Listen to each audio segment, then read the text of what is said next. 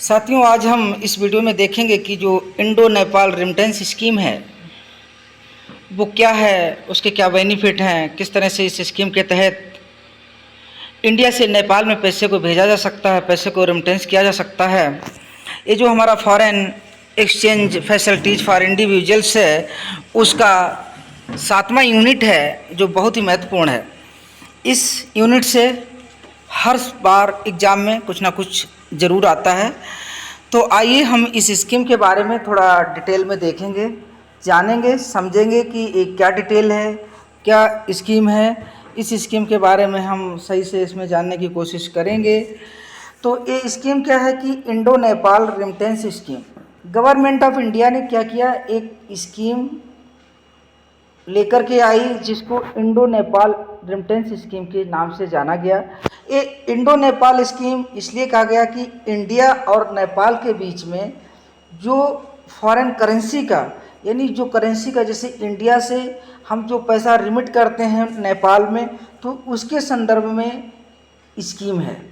और इस स्कीम में बताया गया है कि इंडिया से हम नेपाल में कितना रिमिट कर सकते हैं और ये स्कीम किस ग्रुप के लिए टारगेट की गई है, किस ग्रुप के लिए बनाई गई है, और ये सारी चीज़ें हम इस स्कीम में जानेंगे।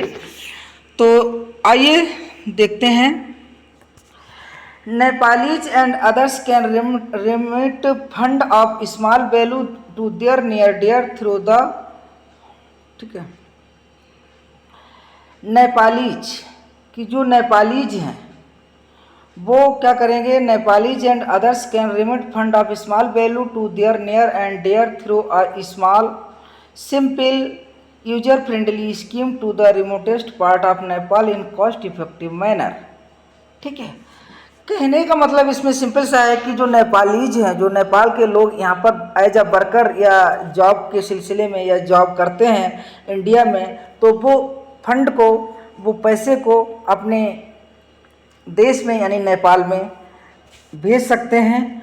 और साथ ही ज़रूरी नहीं है कि वही व्यक्ति, और भी व्यक्ति यानी अदर देन नेपालीज भी नेपाल के लिए पैसे यहाँ से रिमिट कर सकते हैं। ठीक है, इस यूनिट का ऑब्जेक्ट क्या है, हम सबसे पहले इस यूनिट के ऑब्जेक्ट को देखेंगे कि इस यूनिट का ऑब्जेक्ट क्या है।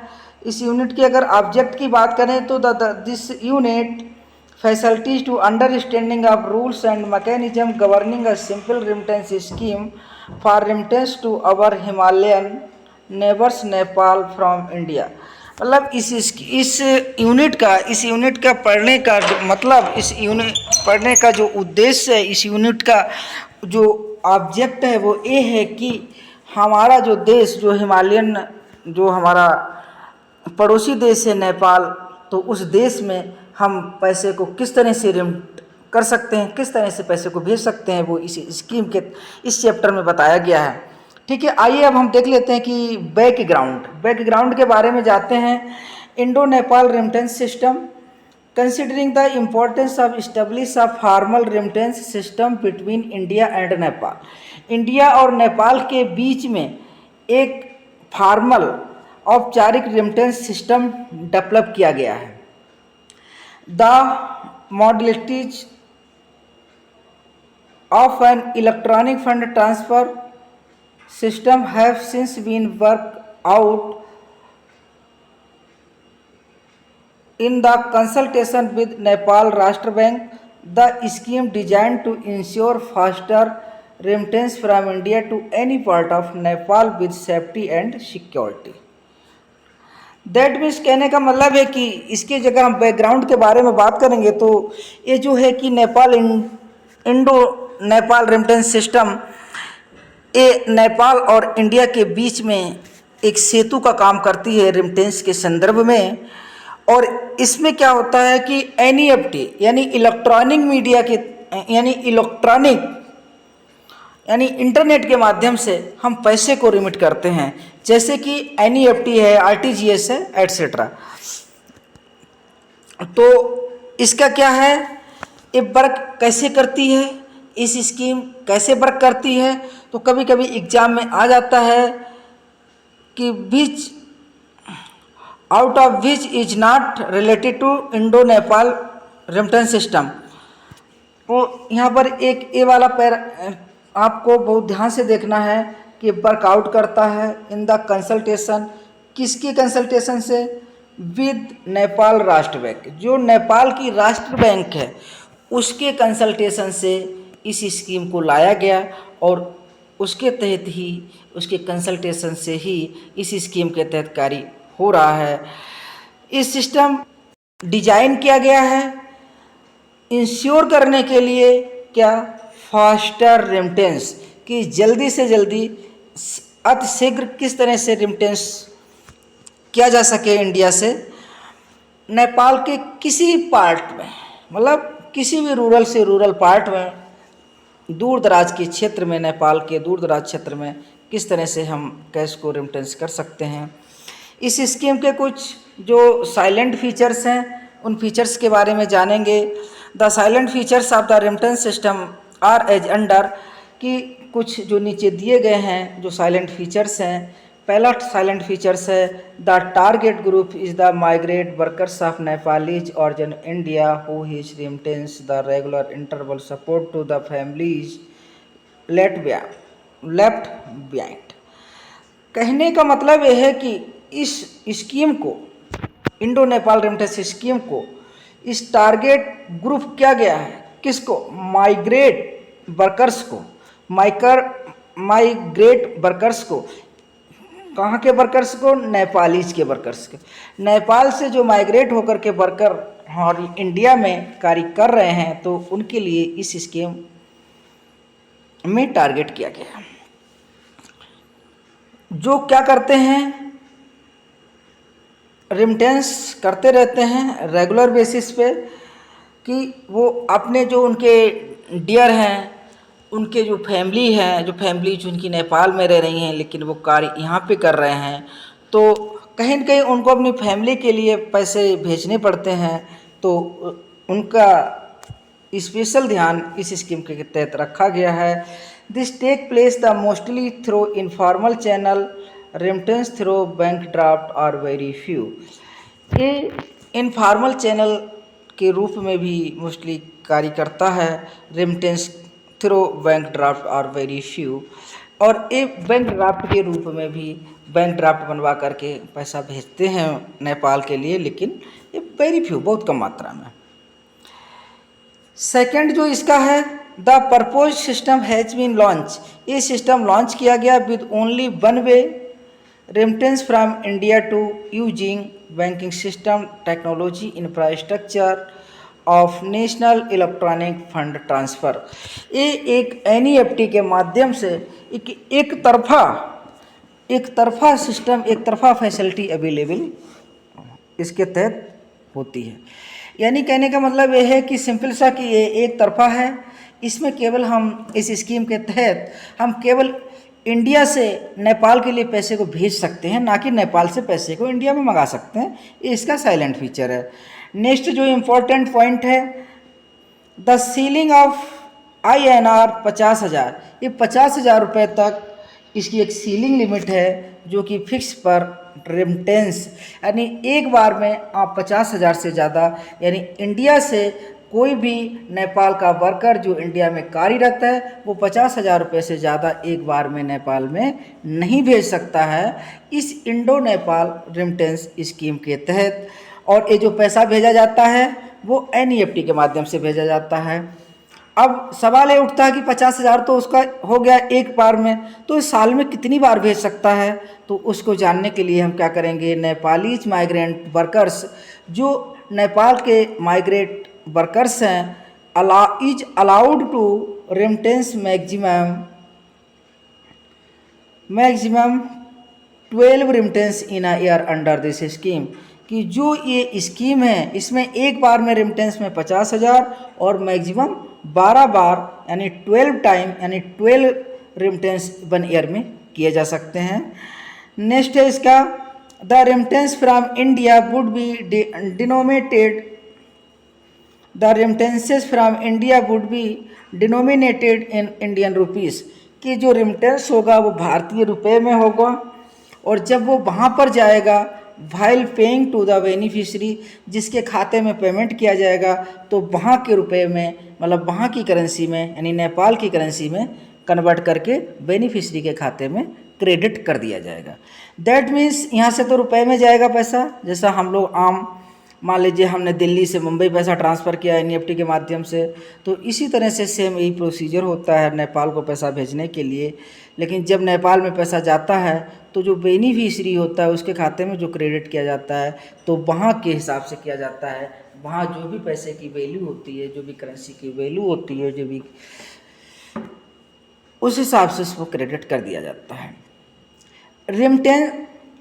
Remittance facility would be extended in both customers as well as non customers of the bank. इसमें दोनों प्रकार के कस्टमरों को ये सुविधा उपलब्ध होती है। दोनों प्रकार के कस्टमर्स जो चाहे इनका बैंक में खाता है उनको भी, जिनका खाता में नहीं है उनको भी, यानी जो बैंक के कस्टमर हैं उनको भी ये सुविधा उपलब्ध होती है, और जो कस्टमर नहीं हैं उनको भी बैंकों की ये सुविधा उपलब्ध होती है। यानी कहने का मतलब ये है कि अगर जिनका खाता नहीं है, जो बैंक के कस्टमर नहीं है, तो उनके लिए पासपोर्ट की कापी, पैन कार्ड, पासपोर्ट की कापी हो गई, ड्राइवरी लाइसेंस हो गया, इत्यादि डॉक्यूमेंट जो भी नेसेसरी डॉक्यूमेंट होते हैं वो उनको दिया जाता है। दस Nepalese migrate worker not having bank account either and both ends, जो नेपालीज हैं जिनके कोई भी इंडिया में अकाउंट नहीं है और जिसको पैसे भेज रहे हैं अगर उसके पास भी कोई अकाउंट नहीं है फिर भी पैसा चला जाता है। ठीक है।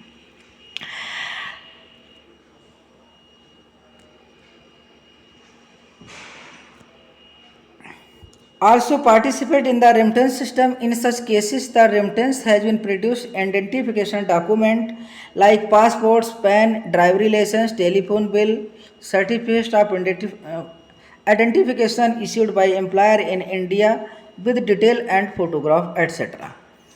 कहने का मतलब ये हुआ है कि जिनका खाता अगर नहीं भी है, चाहे वो इंडिया की बात हो चाहे नेपाल की बात हो, दोनों साइड की बात हो, अगर वो बैंक के कस्टमर नहीं भी हैं फिर भी उनका पैसा इजीली से इस इंडो नेपाल रेमिटेंस जो इंडो नेपाल रेमिटेंस स्कीम है इसके तहत पैसा भेजा जा सकता है।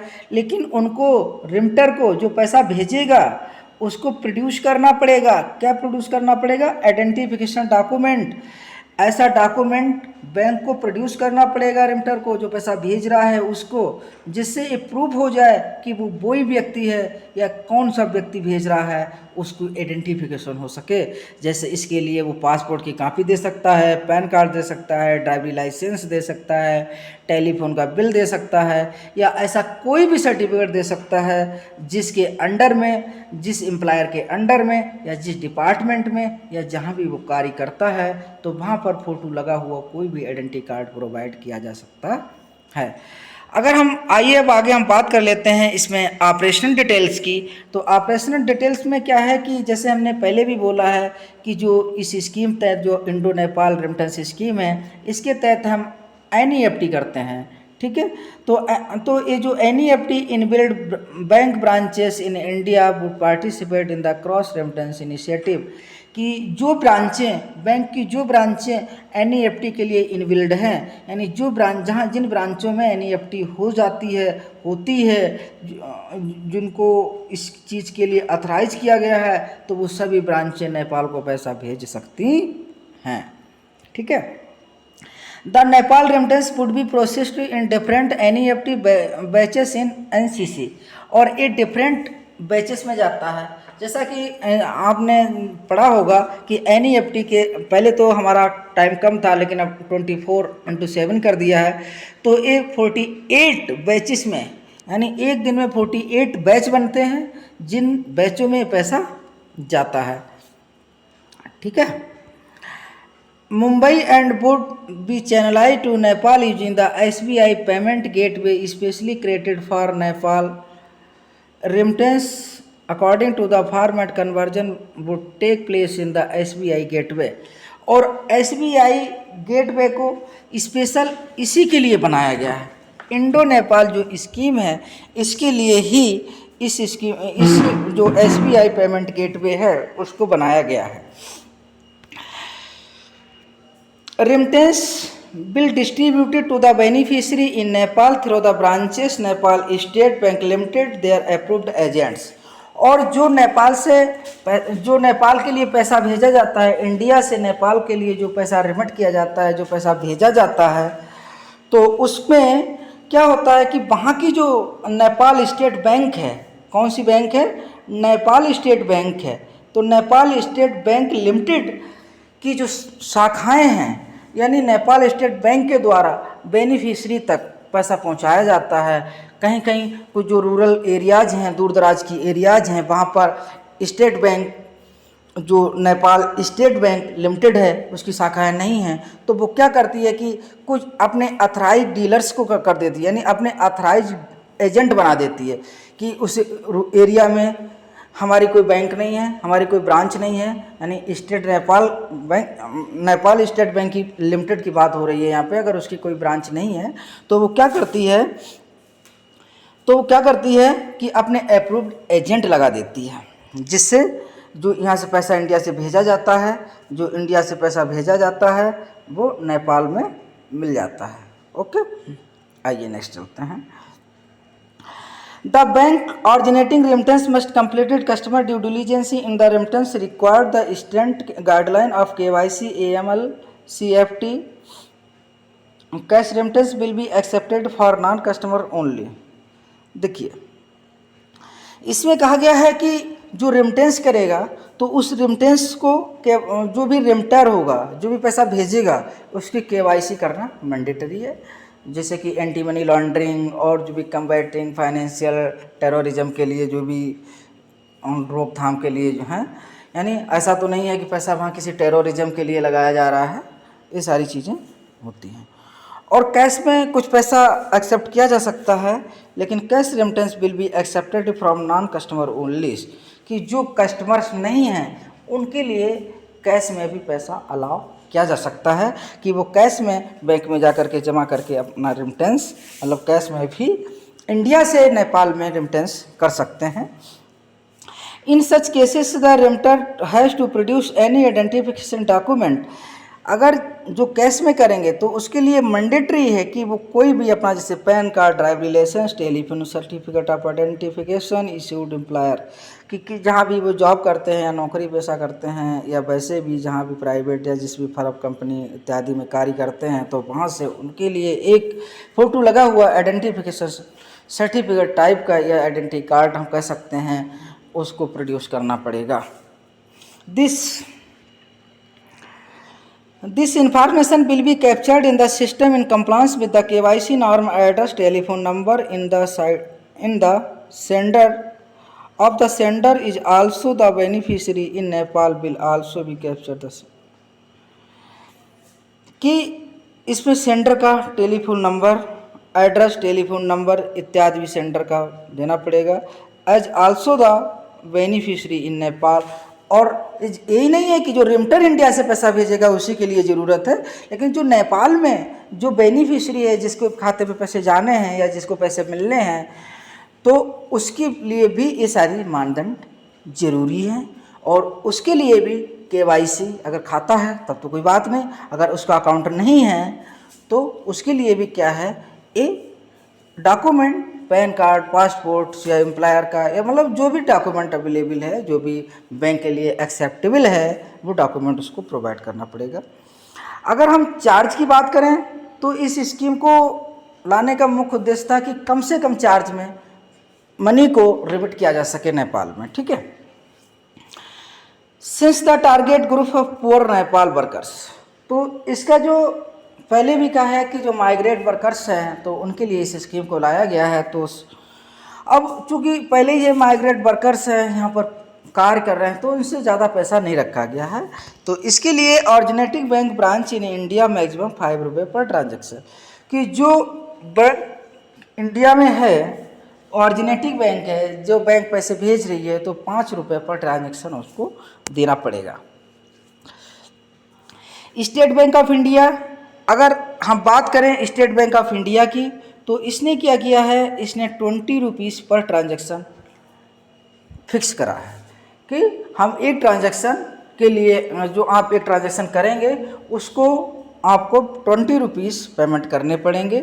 If the beneficiary maintain the account with the Nepal SBI limited, ठीक है।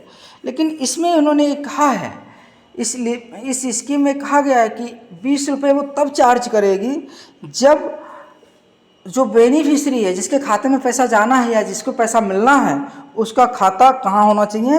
Nepal state bank, Nepal SBI limited NCBL में होना चाहिए, ठीक है। State bank of India share this amount equally with the NCBL would not charge any additional amount for credit in the account.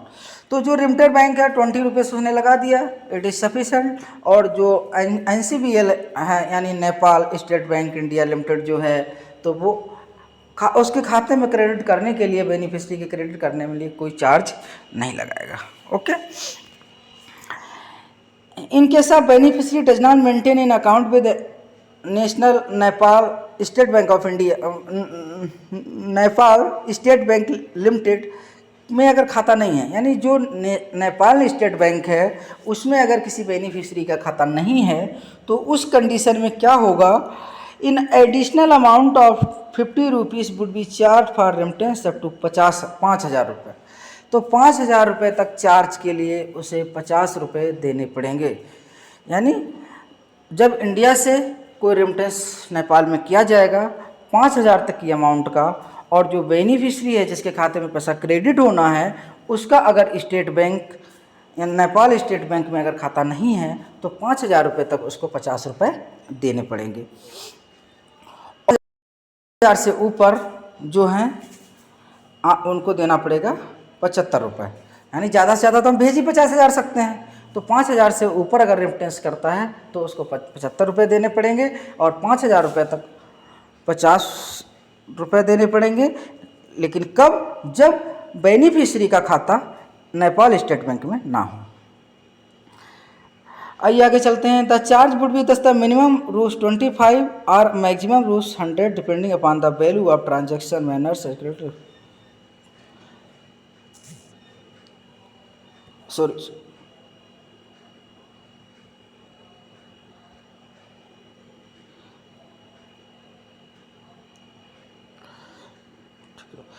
अब इसमें कहा है कि the charge would be 10 the minimum of रूस 25। इसमें जो मिनिमम चार्ज है 25 है और मैक्सिमम चार्ज 100 रुपीज़ है। डिपेंड करता है कि डिपेंड किस पे करता है? On the value of transaction and the manner which credit afford the beneficiary, कि बेनिफिशरी किस माध्यम से पैसे ले रहा है। ऑर्डिनेटिक bank branches have divided the recover the entire charge from the remitter as per structure detailed above, pass on the appropriate amount SBI retaining there। इस कहने का मतलब है कि रेमिटर को पैसा देना पड़ता है और बेनिफिशरी को पैसा नहीं देना पड़ता है, ठीक है दोस्तों, थैंक यू। अगर हमारा वीडियो अच्छा लगा हो प्लीज़ लाइक कमेंट शेयर अवश्य करें।